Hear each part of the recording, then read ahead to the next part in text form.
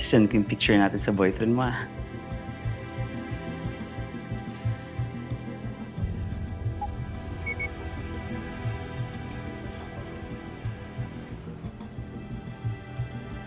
Bobby? Ano yan, boss? Parang seryoso yung natanggap mo. Tumahimik ka nga. Sir Tonyo, anong problema? Si Enriquez. Hawak siya ni Mandong Orak. Paano naman nangyari yan, boss? Sir, sabihin nyo lang, ready agad kami rumesbak. Hindi. Ako lang ang dapat kumilos. Gusto niya ako lang mag-isaharap sa kanya. Pero sir, pwede naman kami mag-abang lang. Delikado kung lalakad ka mag-isa. Naku, sir, negats ka dyan. Sasamahan ka namin. Mabuti pa sa report ko to kay Chief. Hindi nga pwede matibag. Hindi ko pwedeng itiya yung buhay ni Bobby. Walang kaluluwa yan si Mandong. At walang mawawala sa kanya kung papatayin niyo si Bobby. Naintindihan niyo ba yon? Gusto niyo talaga akong tulungan dalawa? May papagawa ko sa inyo.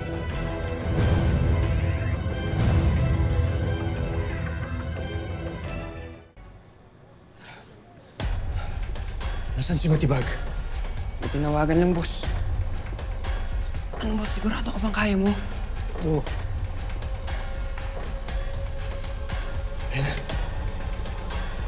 Sir Tonyo.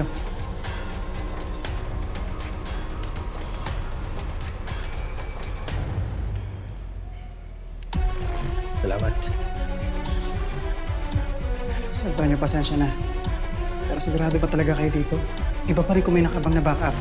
Salamat sa pag-aalala ninyo. Pero ito lang ang tanging paraan para sigurado maligtas ko si Bobby. Saan ka pupunta, Konte? Alam mo bang sobrang delikado yung gagawin mo? Bakit hindi ka magpatulong sa amin? Sir, mawalang galang na po. Pero kung meron talagang nakakakilala kay Mando, ako yun. Alam ko kung paano tumakbo yung bituka niya. Naiintindihan ko, Konte. Pero hindi mo pa kaya. Hindi ka pa fully recovered. Baka mapahamak ng kayo ni Enriquez. Sir, hindi ko hahayaang saktan ni Mando si Bobby. Marami nang nabiktima yan si Mando. Kaya kung gusto niyo talaga akong tulungan, hanapin niyo yung ibang mga pugante. Huwag na natin hayaang madagdagan pa yung mga biktima dahil sa pagtakas nila. Sige, Konte, mag-iingat ka. At balitaan mo ako agad. Yes, sir. Sir, pasensya na. Huwag kayong susunod. Ikaw kasi, pre. Tuloy ang manhunt. Sigurado ka, sir?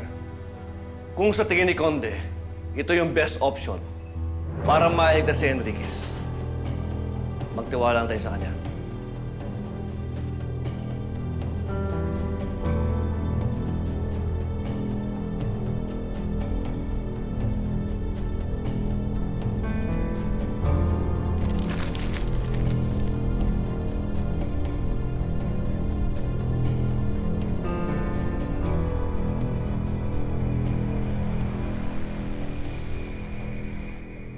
Ano nangyari kay Dad? Well, apparently, your half-sister got abducted by one of the escapees. Glenn,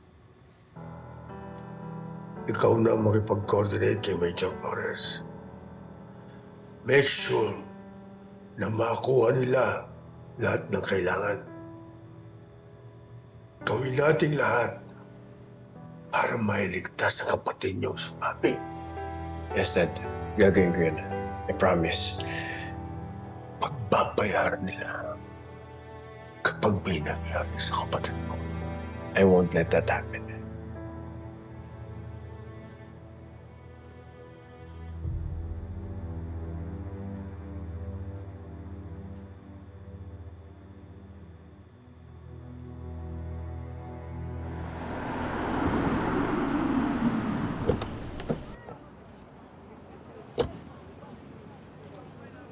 Grabe si Sir Tonyo, sir. Talagang nag-solo flight para iligtas si Ma'am Bobby. Eh kahit ako din namang, kung ako'y nasa sitwasyon niya, ganun din gagawin ko. May special someone ka rin, sir? Special someone? Huwag na natin pag-usapan yun. May iba ako. Gusto ko lang sabihin sa'yo, Bautista, na napakaswerte mo. Bakit, Sir Eric? Biruin mo, sa lahat ng makakapartner mo, sa akin ka pa naibigay. Marami ka matututunan sa akin. Sino ba pupuntahan natin dito, Sir? Ito ang lesson ko sa'yo, Bautista. Yung mga ganitong klaseng pugante, ang una nilang binabalikan ay yung mga kamag-anak. Ba't kagabi naman, Sir? Wala tayong napala sa pag-iikot sa mga naiwang pamilya ng mga puganteng to. Siyempre, nagpapalamig pa yun. Hindi na maagad-agad yung pupunta doon, di ba? Fairness, Sir. Oo nga naman. Yan ang gusto ko sa'yo. Mabilis kang matututo. Tara, puntahan na natin si Sweetie Villanueva, yung asawa ni Edgar.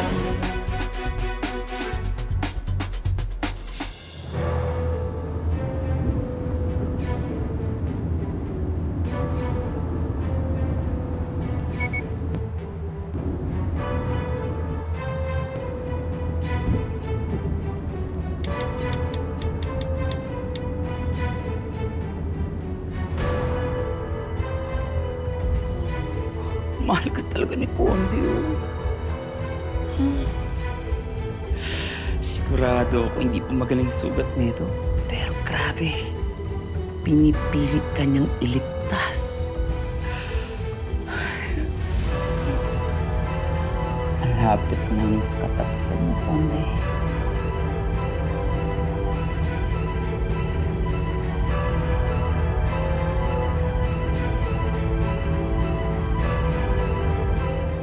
Grabe nangyayari, no? Si Anika namatay. Tapos si Jem nakakulong. Wala sa itsura ng mga yun, no? Kaya hindi nga mahuli-huli. Alam niyo pare, tagal-tagal ko rin narinig yung tungkol sa pimple patch na yun dito sa school. Pre, sorry ah. Pero, di ba kuya mo supplier din nun? Oo, pero iba binibentaan nun. Ewan ko, wala na akong pakialam doon. Oh, Vic! Oy, pre. Oh. Nasa si Bill? Pinasikaso lang. Ano? Tara! Training na tayo, may paparating na tournament eh. Sorry pre, pero hindi na ata ako makakasama sa taekwondo team nyo. Ano ibig mo sabihin? Kaka-tryout niya lang ah. Tara pre, may sasabihin ako sa'yo.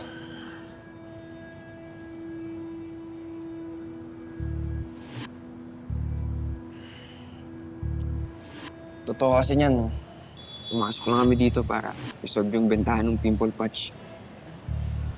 Ano? Ano? Secret agent kayo, ganun? Undercover, pre.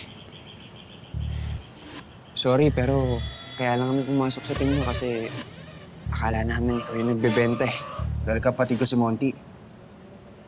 Sorry, pre. Sana maintindihan mo, trabaho lang. Anong totoong pangalan? Vince, pre. Yung partner ko si Will. Pulis siya. Nice to meet you, pre. Angas nyo rin, no?